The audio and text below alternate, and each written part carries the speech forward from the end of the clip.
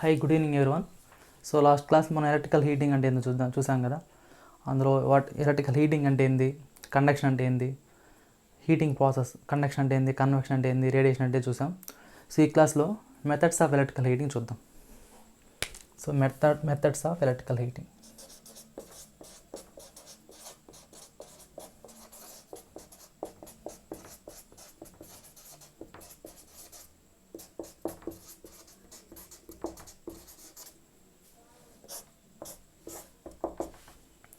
So ఇందులో first one ఏంటి అంటే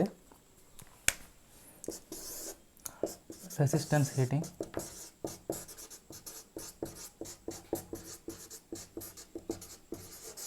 సెకండ్ వన్ ఏంటి అంటే ఇండక్షన్ హీటింగ్.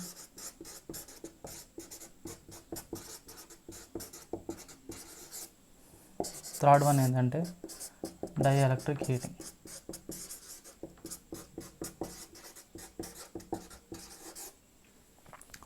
సో ఈ రెసిస్టెన్స్ హీటింగ్లో మనం ఇచ్చే సప్లై ఏంటి అంటే ఏసీ ఆర్ టీసీ, ఏదైనా సప్లై యూస్ చేసుకోవచ్చు, బోత్ అన్న యూస్ చేసుకోవచ్చు, are both.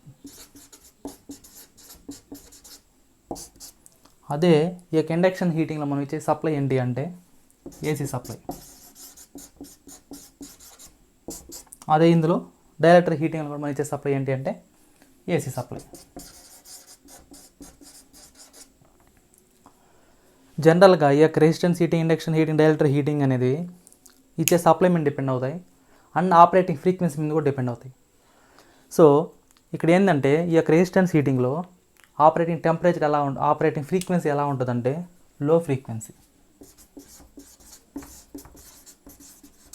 That is nothing but power frequency అంటే ఏంది 50 హెర్ట్జ్. అదే ఇండక్షన్ హీటింగ్ వచ్చేసరికి మీడియం ఫ్రీక్వెన్సీ అంటే ఏంటంటే లో ఫ్రీక్వెన్సీ. ఇదేంటంటే పవర్ ఫ్రీక్వెన్సీతో ఆపరేట్ అవుతుంది. పవర్ ఫ్రీక్వెన్సీ కంటే తక్కువ, 50 హెర్ట్జ్ కంటే తక్కువ దాంట్లో కూడా ఇది ఆపరేట్ అవుతుంది. లెస్ దాన్ లో ఫ్రీక్వెన్సీ అనొచ్చు దీన్ని. ఓకే, ఎనీవే డైఎలక్ట్రిక్ హీటింగ్లో ఇందులో ఏంటంటే ఆపరేటింగ్ ఫ్రీక్వెన్సీ ఎలా ఉంటుందంటే కిలో హెర్ట్జ్ ఆర్ మెగా హెర్ట్జ్లో ఉంటుంది ఆపరేటింగ్ ఫ్రీక్వెన్సీ అనేది. సో ఇక్కడ ఏంటంటే ఈ యొక్క హీటింగ్లో మనం ఇచ్చే ఫ్రీక్వెన్సీని బట్టి అక్కడ డెవలప్ అయ్యే హీటింగ్ అనేది చేంజ్ అవుతూ ఉంటుంది అన్నమాట. సో ఆ విధంగా అన్నమాట ఇది. ఓకే, సో ఇప్పుడు ఏంటంటే ఫస్ట్ రెసిస్టెన్స్ హీటింగ్ ఏంటో చూద్దాం. ఓకే, చూడండి first resistance heating.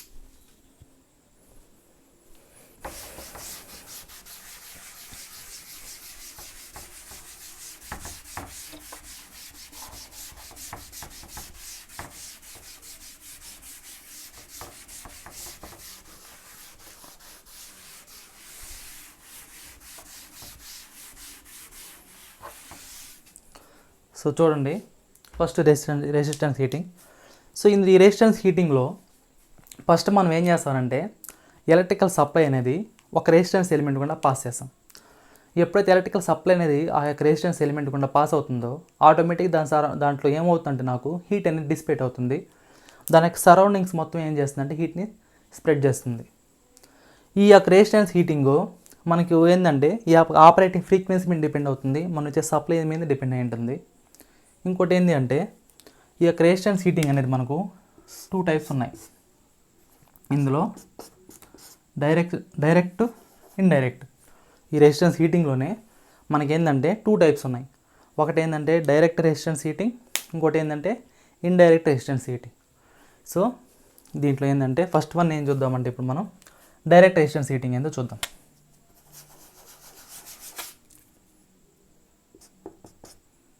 So direct, ఇక్కడ రాస్తాను చూడండి. ఇది ఎన్ని టైప్స్ అంటే 2 టైప్స్. వన్ ఏంటి అంటే direct resistance heating. Second one ఏంటి అంటే indirect resistance heating. Direct resistance heating, indirect resistance heating. Resistance హీటింగ్లోనే 2 టైప్స్ అన్నమాట మనకు. సో ఇక్కడ ఏంటి అంటే ఈ యొక్క డైరెక్ట్ రెసిస్టెన్స్ హీటింగ్ అనేది, ఇందులో మనం ఏం చేస్తామంటే డైరెక్ట్గా పవర్ సప్లైని ఏం చేస్తాం, రెసిస్టెన్స్ ఎలిమెంట్ గుండా పాస్ చేస్తాం.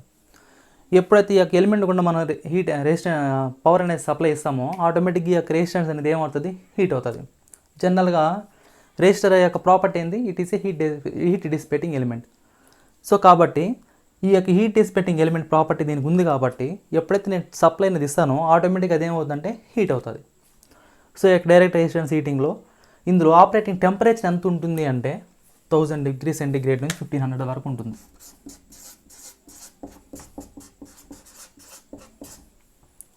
ఆపరేటింగ్ టెంపరేచర్ ఎంత ఉంటుందంటే 1000 డిగ్రీ సెంటిగ్రేడ్ నుండి 1500 డిగ్రీ సెంటిగ్రేడ్ ఉంటుంది. ఇందులో జరిగే ప్రాసెస్, ఈ యొక్క డైరెక్ట్ రెసిస్టెన్స్ హీటింగ్లో జరిగే హీట్ డిసిపేషన్ ప్రాసెస్ ఏం జరుగుతుందంటే మనకు కండక్షన్ ప్రాసెస్ అనేది జరుగుతుంది. సో ఈ యొక్క డైరెక్ట్ రెసిస్టెన్స్ హీటింగ్లో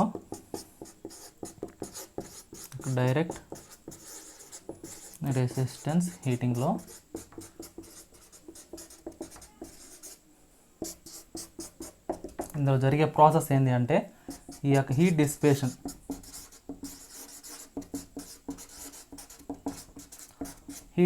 ప్రాసెస్ ఏంటి అంటే ఇక్కడ కండక్షన్ ప్రాసెస్.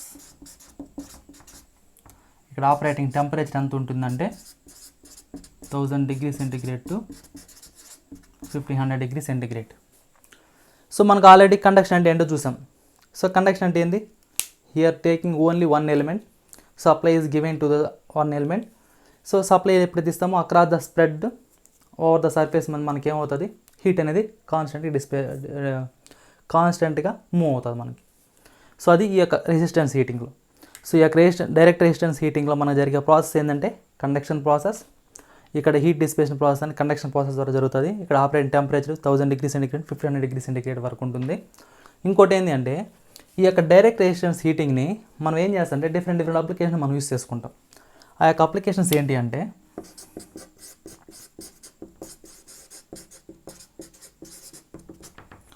సో అప్లికేషన్స్ ఏంటి అంటే సాల్ట్ బాత్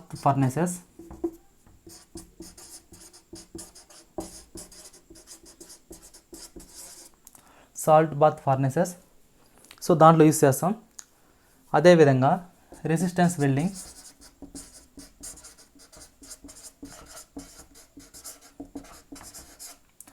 అదేవిధంగా ఎలక్ట్రోడ్ బాయిలర్,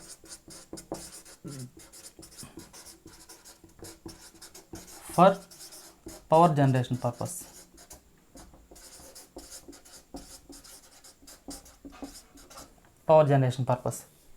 సో ఇలాంటి యొక్క డిఫరెంట్ అప్లికేషన్స్ మనం ఏం చేస్తామంటే డైరెక్ట్ రెసిస్టెన్స్ హీటింగ్ అనే దాన్ని మనం యూస్ చేసుకుంటాం. ఈ యొక్క డైరెక్ట్ రెసిస్టెన్స్ హీటింగ్లో మనం ఇచ్చే సప్లై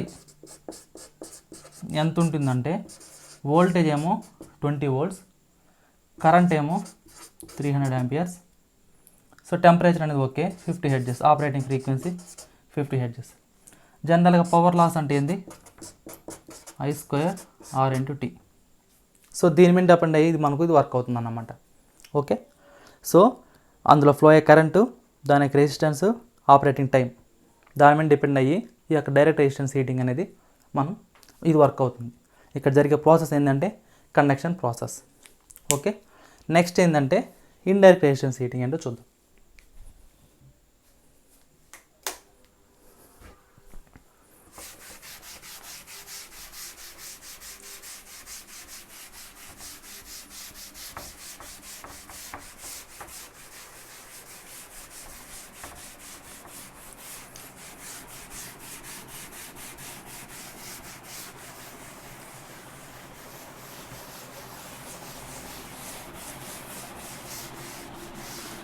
సో ఇప్పుడు చూడండి ఇండైరెక్ట్ రెసిస్టెన్స్ హీటింగ్లో ఇక్కడ ఇండైరెక్ట్ రెసిస్టెన్స్ హీటింగ్లో ఇక్కడ జరిగే ప్రాసెస్ ఏంటి అంటే మనకు convection and ORR radiation.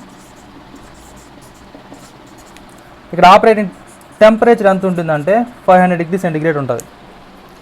So ఈ యొక్క ఇండైరెక్ట్ రెసిస్టెన్స్ హీటింగ్లో జరిగే ప్రాసెస్ ఏంటి అంటే కన్వెక్షన్ ఆర్ రేడియేషన్. సో ఇక్కడ నాకు ఎగ్జిస్ట్ అయ్యే టెంపరేచర్ ఎంత ఉంటుందంటే 500 డిగ్రీ సెంటిగ్రేడ్ అనేది ఉంటుంది. సో ఈ ఇండైరెక్ట్ రెసిస్టెన్స్ హీటింగ్ అంటే మనం ఏం చేస్తారంటే ఇందులో ఏంటంటే మనకు డైరెక్ట్గా హీట్ చేసేది ఒక ఎలిమెంట్ ఉంటుంది, దాని నుంచి ట్రాన్స్ఫర్ అయ్యి హీటింగ్ ఎలిమెంట్ అయ్యేది ఇంకోటి ఉంటుంది అన్నమాట. సో కాబట్టి ఇందులో ఎన్ని ఎలిమెంట్స్ ఉంటాయంటే మనకు 2 ఎలిమెంట్స్ ఉంటాయి. హీటింగ్ ఎలిమెంట్స్ ఎన్ని ఉంటాయంటే 2. సో ఒకటేమో డైరెక్ట్, ఇంకోటి ఏంటంటే దాని అడ్జసెంట్ ఉండే ఎలిమెంట్. సో కాబట్టి ఈ ఇండైరెక్ట్ రెసిస్టెన్స్ హీటింగ్లో మనకి ఎన్ని ఎలిమెంట్స్ ఉంటాయంటే 2 ఎలిమెంట్స్ ఉంటాయి. సో అది చూద్దాం. So indirect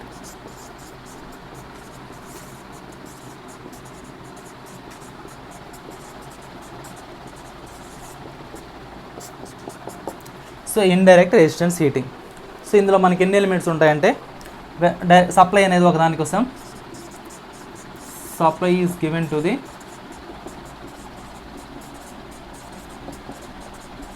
one element, heat is absorbed by the another element.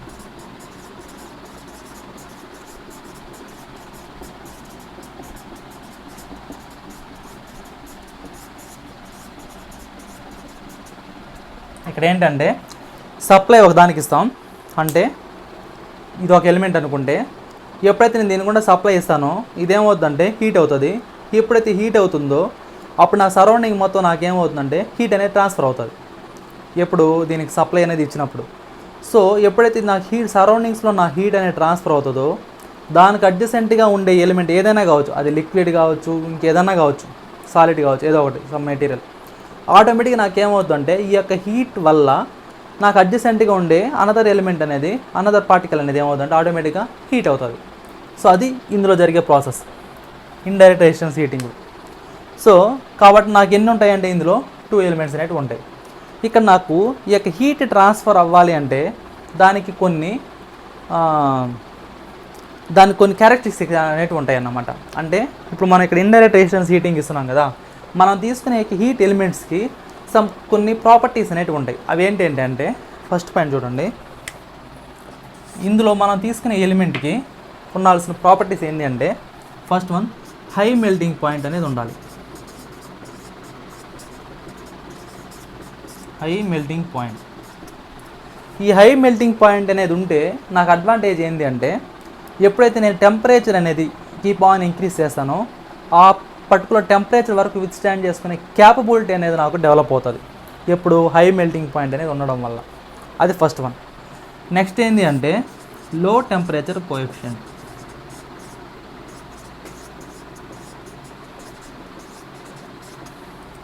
లో టెంపరేచర్ కోఎఫిషియంట్. సో లో టెంపరేచర్ కోఎఫిషియంట్ అనేది దీని యొక్క మీనింగ్ ఏంటి అంటే ఎప్పుడైతే నాకు టెంపరేచర్ వేరియేషన్స్ అనేటివి ఎక్కువ ఉంటాయో టెంపరేచర్ వేరియేషన్స్ వల్ల చేంజ్ ఇన్ రెసిస్టెన్స్ వేరియేషన్ అనేది చాలా తక్కువగా ఉంటుంది. ఈ యొక్క లో టెంపరేచర్ కోఎఫిషియంట్ ఉండడం వల్ల టెంపరేచర్ అనేది ఇంక్రీజ్ అయింది అనుకోండి, టెంపరేచర్ అనేది వేరియేషన్స్ అనేవి ఇంక్రీజ్ అయినాయి, ద రెసిస్టెన్స్ వాల్యూ అనేది ఏమవుతుందంటే రెసిస్టెన్స్ చేంజ్ ఇన్ వాల్యూ అనేది ఏమవుతారంటే నాకు లోగా ఉంటుంది. ఎందుకు అంటే లో టెంపరేచర్ కోఎఫిషియంట్ వల్ల. సో టెంపరేచర్ అనేది ఎప్పుడైతే నాకు ఇంక్రీజ్ అవుతుందో దానికి రెసిస్టెన్స్ చేంజ్ వాల్యూ అనేది ఏమవుతుందంటే నాకు చాలా తక్కువగా ఉంటుంది. అది లో టెంపరేచర్ కోఎఫిషియంట్ అంటే. నెక్స్ట్ ఏంటి అంటే specific resistance.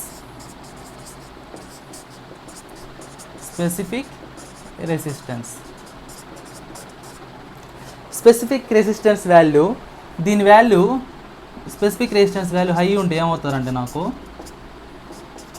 Specific resistance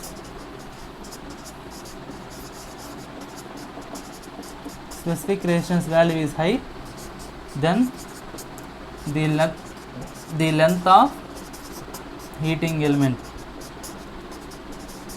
is less. ఎప్పుడైతే నాకు స్పెసిఫిక్ రెసిస్టెన్స్ వాల్యూ అనేది హై ఉంటుందో లెంత్ అనేది ఏమవుతుందంటే నాకు స్పెసిఫిక్ రెసిస్టెన్స్ హై ఉన్నప్పుడు లెంత్ అనేది ఏమవుతుందంటే రెడ్యూస్ అవుతుంది. సో అదన్నమాట. సో నెక్స్ట్ ఏంటి అంటే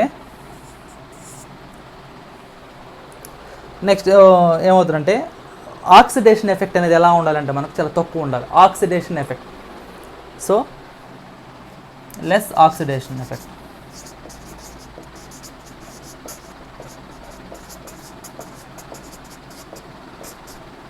లెస్ ఆక్సిడేషన్ ఎఫెక్ట్ అంటే ఏంటంటే జనరల్గా మనం తీసుకునే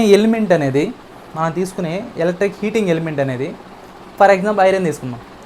సో ఐరన్ ఎలిమెంట్ తీసుకోవడం వల్ల ఏమైపోతుందంటే నాకు ఓవరాల్ కాస్ట్ అనేది తగ్గిపోతుంది. సో లెటెస్ట్ టేక్ నేను ఏం చేస్తానంటే ఇందులో ఒక ఐరన్ తీసుకుంటాం. ఐరన్ అనేది హీటింగ్ ఎలిమెంట్గా తీసుకుంటాం. సో దీన్ని తీసుకోవడం వల్ల నాకు ఏమవుతుందంటే కాస్ట్ అనేది డిక్రీజ్ అయిపోద్ది. ఓకే, ఇది ఎడదా బాగానే ఉంది. బట్ ఇక్కడ ఏమవుతుందంటే నాకు ఎప్పుడైతే ఐరన్ అనేది తీసుకుంటామో ఇదేమవుతుందంటే సరౌండింగ్స్లో ఉండే ఆక్సిడేషన్ ఎఫెక్ట్కి ఇది ఈజీగా ఎఫెక్ట్ చూపిస్తుంది ఐరన్ అనేది. అంటే దాని మీద ఏమవుతుందంటే ఆక్సిడేషన్ ప్రాసెస్ వల్ల తుప్పు పట్టడం కానీ సో ఇలాంటివి జరుగుతాయి. దానివల్ల నాకు ఏమైపోతుందంటే కరోజన్ అనేది ఎగ్జిస్ట్ అవుతుంది. దీనివల్ల నాకేమవుతుందంటే so due to oxidation effect corrosion takes place. Corrosion అనేది ఎగ్జిస్ట్ అవుతుంది. ఎప్పుడైతే నాకు ఈ కరోజన్ అనేది ఎగ్జిస్ట్ అయిందో ఆటోమేటిక్గా నాకేమవుతుందంటే life of the elements life span అనేది ఏమవుతుందంటే డిక్రీజ్ అయిపోతుంది. లైఫ్ స్పాన్ డిక్రీజ్ అయినప్పుడు ఆటోమేటిక్గా నాకు ఇంకా ఎలిమెంట్ ఉండే ఏమి ఉపయోగం, వేస్ట్ కదా. సో కాబట్టి ఈ యొక్క ఆక్సిడేషన్ ఎఫెక్ట్ అనేది ఎలా ఉండాలంటే నాకు తక్కువగా ఉండాలి. సో ఈ యొక్క ప్రాపర్టీస్ అన్నీ ఉంటే దాన్ని మనం ఏం చేస్తారంటే ఈ యొక్క ఇండైరెక్ట్ రెసిస్టెన్స్ హీటింగ్లో మనం తీసుకుంటాం. సో హై మెల్టింగ్ పాయింట్, లో temperature coefficient, specific resistance less oxidation effect ఇలాంటివన్నీ ఉండాలన్నమాట. ఓకే, సో ఇందులో జరిగే ఈ యొక్క ఇండైరెక్ట్ రెసిస్టెన్స్ హీటింగ్లో మనకి ఎగ్జిస్ట్ అయ్యేది ఏంటి అంటే హీటింగ్ ప్రాసెస్ ఏంటి అంటే convection process as well as irradiation process. ఇక్కడ మనం అప్ టు టెంపరేచర్ ఎంత ఉంటుందంటే 500 డిగ్రీ సెంటిగ్రేడ్ అనేది ఉంటుంది మనకు. సో ఇందులో మనం తీసుకునే ఎలిమెంట్స్ అనేటివి డిఫరెంట్ ఎలిమెంట్స్ తీసుకుంటాం. నిక్రోమ్ అని, క్రోమియం అని, ఐరన్ అని, అల్యూమినియం అని ఇలాంటివన్నీ తీసుకుంటాం. వాటిని సింగిల్ ఎలిమెంట్ తీసుకోమన్నమాట మనం. సో ఒక్కొక్క సింగిల్ ఎలిమెంట్కి అన్ని ప్రాపర్టీస్ అనేవి ఎగ్జిస్ట్ కావు. కాబట్టి మనం ఏం చేస్తామంటే ఒక్కొక్క ఎలిమెంట్ని దాంతోపాటుగా ఇంకొక ఎలిమెంట్ని ఏం చేస్తామంటే మిక్స్ చేస్తాం. దాన్నే మనం ఏమంటామంటే అలాయ్స్ అంటాం. సో ఆ అలాయ్స్కి వాటి యొక్క స్పెసిఫిక్ రెసిస్టెన్స్ కానీ వాటి యొక్క ఆపరేటింగ్ టెంపరేచర్ కానీ అదేమవుతుందంటే చేంజ్ అవుతూ ఉంటుంది. సో దాని టేబుల్ కాలం ఏంటో చూద్దాం.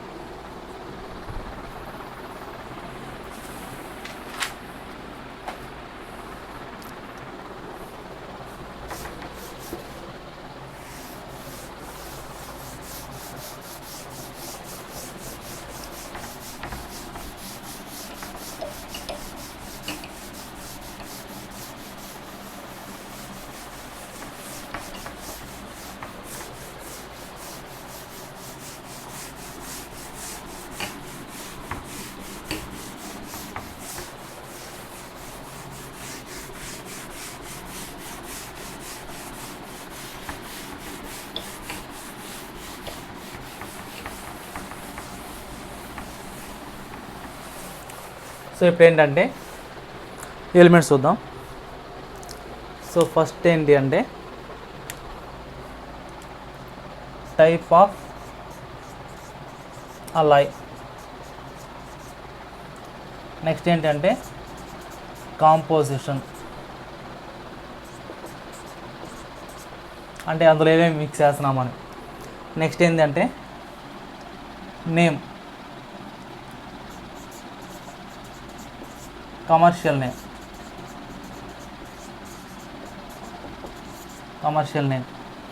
టెంపరేచర్, స్పెసిఫిక్ రెసిస్టెన్స్,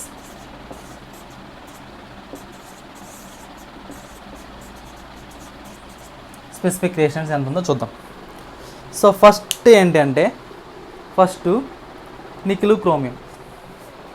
ఫస్ట్ ఏంటంటే నికెల్ ప్లస్ క్రోమియం. సో దీన్నే మనం ఏమంటామంటే నిక్రోమ్ అంటాం.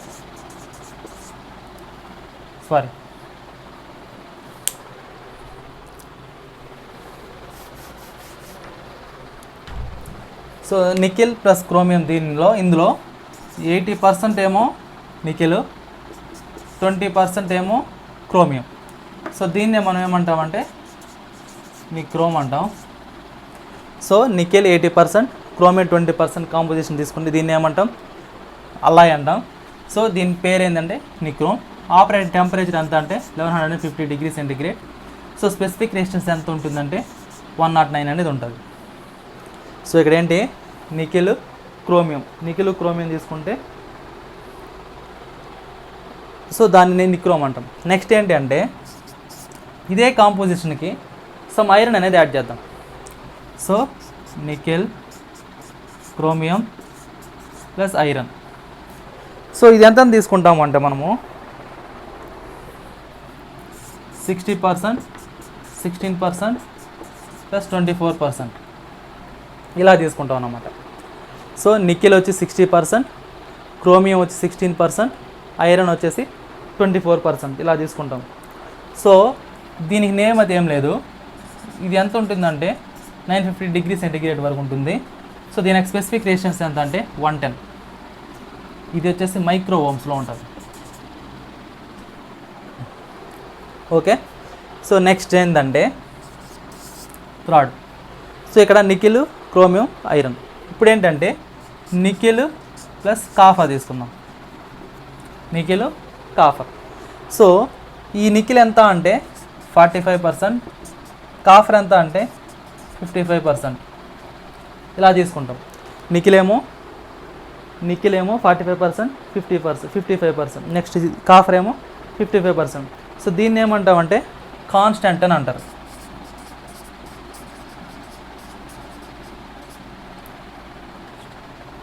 కాన్స్టెంట్ అంటారు. ఇది ఎంతవరకు ఉంటుందంటే 400 డిగ్రీ సెంటిగ్రేడ్. దీని స్పెసిఫిక్ రెసిస్టెన్స్ ఎంత అంటే 49. So combination of nickel plus copper, ఇందులో ఏమో 45% వచ్చి నికెల్, 55% వచ్చి కాఫరు. ఈ రెండు కాంబినేషన్ కాన్స్టెంట్ అని అంటాం. సో దీని యొక్క టెంపరేచర్ ఎంత అంటే 400 డిగ్రీ సెంటిగ్రేడ్. సో దాని యొక్క స్పెసిఫిక్ రెసిస్టెన్స్ ఎంత అంటే 49. ఇప్పుడు ఏంటంటే next fourth iron chromium plus aluminium. So iron chromium plus aluminium. So వీటి యొక్క రేషియో ఎంత ఉంటుందంటే 70%, 25% ప్లస్ 5%. సో దీన్ని ఏమంటామంటే కాంతాలు అంటారు. So combination of iron plus chromium plus aluminium. So దాని యొక్క రేషియో ఐరన్ ఎంత అంటే 70, క్రోమియం వచ్చేసి 25, అల్యూమినియం వచ్చేసి 5%. దీని కాంబినేషన్ మనం ఏమంటామంటే కమర్షియల్ నేమ్ కాంతాలు అంటాం. సో దీని యొక్క ఆపరేటింగ్ టెంపరేచర్ ఎంత ఉంటుందంటే 1200 డిగ్రీ సెంటిగ్రేడ్. దీని వాల్యూ ఎంత అంటే 140. స్పెసిఫిక్ రెసిస్టెన్స్ ఎంత అంటే 140. ఇప్పుడు ఈ టేబులర్ కాలంలో చూడండి, అబ్జర్వ్ చేయండి. మనకు లోయెస్ట్ స్పెసిఫిక్ రెసిస్టెన్స్ ఉన్నది ఏంది? కాన్స్టెంట్. మోస్ట్లీ ఎగ్జామ్స్ ఎట్ అడుగుతాడంటే మనకు లోయెస్ట్ ఆపరేటింగ్ టెంపరేచర్ ఉండేది కూడా కాన్స్టెంట్, లోయెస్ట్ స్పెసిఫిక్ రెసిస్టెన్స్ ఉండేది కూడా కాన్స్టెంట్, హైయెస్ట్ స్పెసిఫిక్ రెసిస్టెన్స్ ఉండేదేమో కాంతాల్. సో దీని కాంబినేషన్ ఎంత అంటే ఐరన్ క్రోమియం అల్యూమినియం అది. సో ఇక్కడ ఏంటంటే ఆపరేటింగ్ టెంపరేచర్ ఎక్కువ ఉండేది ఏంది? కాంతాల్. ఓకే.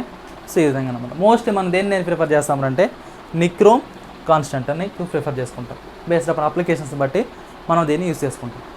ఓకే. అలా క్లియర్. ఓకే. Next start.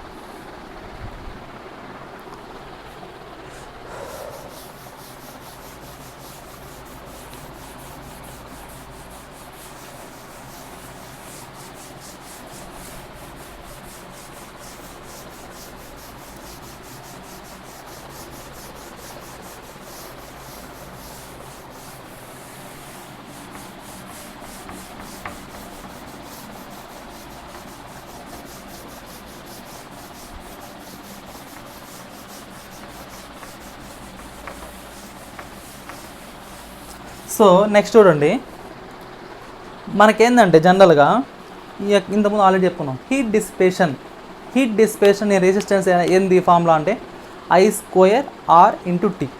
జనరల్గా పవర్ లాస్ని మనం ఏమంటాం? I²Rని పవర్ లాస్ అంటాం. Operating with certain time. So ఆ యొక్క power loss some time exist అయితే దాన్ని హీట్ డిసిపేషన్ అంటున్నాం కదా. సో ఇక్కడ చూడండి,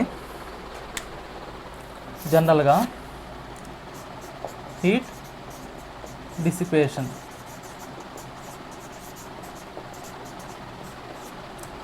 I²R/T అంటున్నాం. సో ఇందులో ఈ యొక్క హీట్ డిసిపేషన్ని హీట్ని ఎలా కంట్రోల్ చేస్తామో చూద్దాం. So control of heat.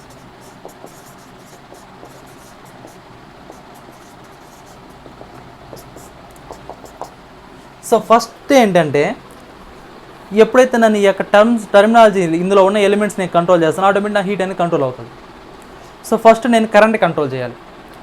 First నేను కరెంట్ని కంట్రోల్ చేయాలి అంటే ఆపరేటింగ్ వోల్టేజ్ నేను కంట్రోల్ చేస్తే ఆటోమేటిక్గా నాకేమవుతుంది, కరెంట్ అనేది కంట్రోల్ అవుతుంది. ఆపరేటింగ్ వోల్టేజ్ నేను కంట్రోల్ చేయగలిగితే నాకేమవుతుంది, కరెంట్ అనేది కంట్రోల్ అవుతుంది. సో ఈ ఆపరేటింగ్ వోల్టేజ్ నేను ఎలా కంట్రోల్ చేస్తాను అంటే బై యూజింగ్ ట్రాన్స్ఫార్మర్స్.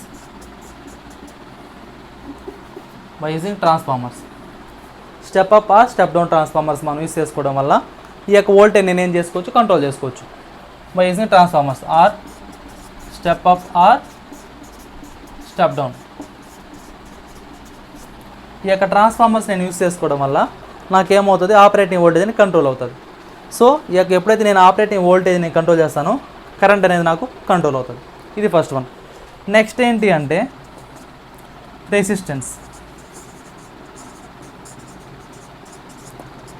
సో ఈ యొక్క రెసిస్టెన్స్ నేను ఏ విధంగా కంట్రోల్ చేసుకోవచ్చు అంటే series parallel networks.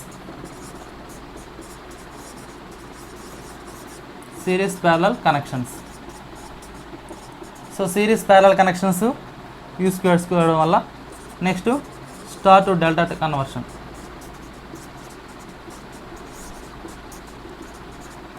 Star to delta conversion ఈ రెండింటి వల్ల నేను ఏం చేసుకోవచ్చు అంటే రెసిస్టెన్స్ అనే దాన్ని కంట్రోల్ చేసుకోవచ్చు. ఇంకోటి ఏంటి అంటే పొటెన్షియల్ డివైడర్.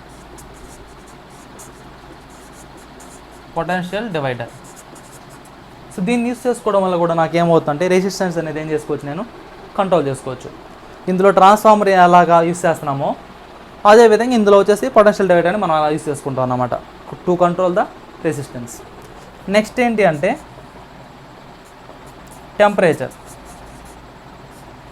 Time period. ఈ టైం నేను ఏ విధంగా కంట్రోల్ చేసుకోవచ్చు అంటే ఎప్పుడైతే వాటి యొక్క స్విచ్చింగ్ క్యారెక్టరిస్టిక్స్ అనేది నేను కంట్రోల్ చేస్తానో ఆటోమేటిక్ నాకేమవుతుందంటే టైం అనేది కంట్రోల్ అవుతుంది. So switching characteristics. So switching operation. ఎప్పుడైతే ఈ యొక్క స్విచ్చింగ్ ఆపరేషన్ అంటే ఆన్ పీరియడ్ ఆఫ్ పీరియడ్ దాన్ని కంట్రోల్ చేసుకోగలిగితే నాకు ఆటోమేటిక్ టైం అనేది నాకు కంట్రోల్ అవుతుంది అన్నమాట. ఇది దేని మీద డిపెండ్ అవుతుందంటే దాని యొక్క మల్టిప్లికేషన్ ఫ్యాక్టర్ మీద డిపెండ్ అయి ఉంటుంది. ఈ యొక్క టైం అనేది స్విచ్చింగ్ ఆపరేషన్ మీద డిపెండ్ అవుతుంది. స్విచ్చింగ్